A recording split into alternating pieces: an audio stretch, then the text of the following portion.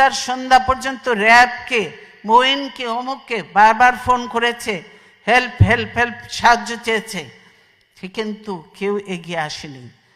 এই বিডিআরের ঘটনা হাসিনা আসার 1 মাস পরেই কেন ঘটল? হাসিনা সব কিছু জানতো। 4 জনে সেদিন ডিনারে কেন যায়নি? এটা চলে এসছে। এর আগে আমি ছিলাম, আমি গিয়েছি, হাসিনা ছিল, হাসিনাও গিয়েছে। এইবার কেন হাসিনা গেল না? তার পরের দিন কেন ঘটনা ঘটলো? হাসিনা এবং মঈনুদ্দিন এটা জানতো এবং তারা এর জন্য দায়ী, এটা মানা যায় না। কাজেই হাসিনাকে একদিন জবাব দিতেই হবে এটার জন্য। 57 জন, হ্যাঁ আমি ক্ষতিগ্রস্ত হয়েছি, আমার ছেলেদের ইয়ে হয়েছে, তারপরেও আমি বলবো 57 জন ভালো ভালো অফিসার কিভাবে মারা হয়েছে তা চিন্তা করা যায় না। তাদের পরিবারদের সঙ্গে যে আচরণ করা হয়েছে সেটা চোখে দেখা যায় না। আমরা 57 জন অফিসারকে ই করে কাউকে পুড়িয়ে ফেলা হয়েছে, কাউকে গার্বেজের ভিতর দেওয়া হয়েছে, কাউকে আর এর সঙ্গে জড়িত ছিল আরো। আপনারা জানেন যে একজন ইয়ে ছিল, সে র্যাবে আমরা নিয়েছিলাম, লোকটা খুব ভালো ছিল, শায়েক আব্দুর রহমান গুলজার, আপনারা জানেন।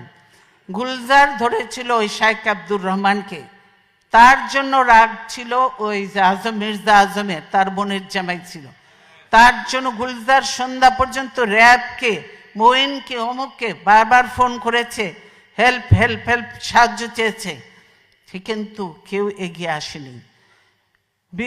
কি বলে, র্যাব আর্মি যে বসে আছে কিন্তু পারমিশন পাচ্ছে না, র্যাব ঢোকার পারমিশন পাচ্ছে না।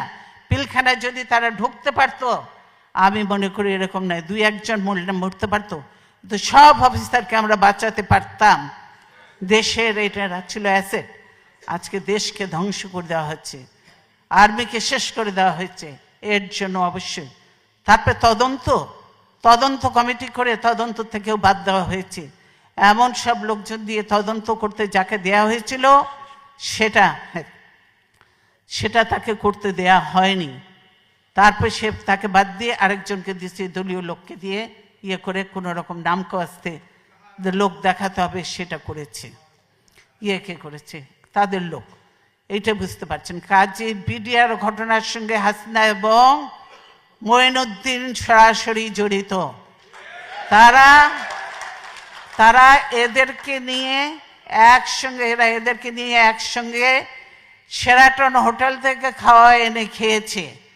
তাদের যে তখন একজন ছিল, কি দিদি ছিল না কি ছিল, কি নাম, তৌহিদ তখন কোথায় ছিল? হাসিনার ওখানে ছিল না?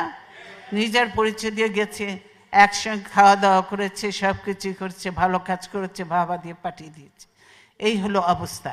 কাজে শুধু এই ঘটনা নয়, হাসিনা অনেক কিছুর সঙ্গে জড়িত। এবং বর্তমানে যে জঙ্গি তোলা হচ্ছে বিদেশিদেরকে ভয় দেখানোর জন্য, যে এই দেখো আমি ক্ষমতা থেকে গেলে এই দেশে জঙ্গিদের উত্থান হবে, এই দেশে এইভাবে মানুষ হত্যা হবে, হবে। সেই জন্য তারেক বলেছে, আমি আর বলবো না। তাই আমরা বলতে চাই, আল্লাহ আছেন, আল্লাহ অবশ্যই দেখছেন, আল্লাহ বিচার করবেন। এবং আপনাদের বলবো যে আপনারা সকলে বুদ্ধিমান, বিবেকবান, শিক্ষিত এবং এমন এক দেশে আছেন যে দেশে গণতন্ত্র, মানবাধিকার সব কিছু আছে এবং এদের কতগুলো সিস্টেম যে এত ভালো লেগেছে আমার কাছে।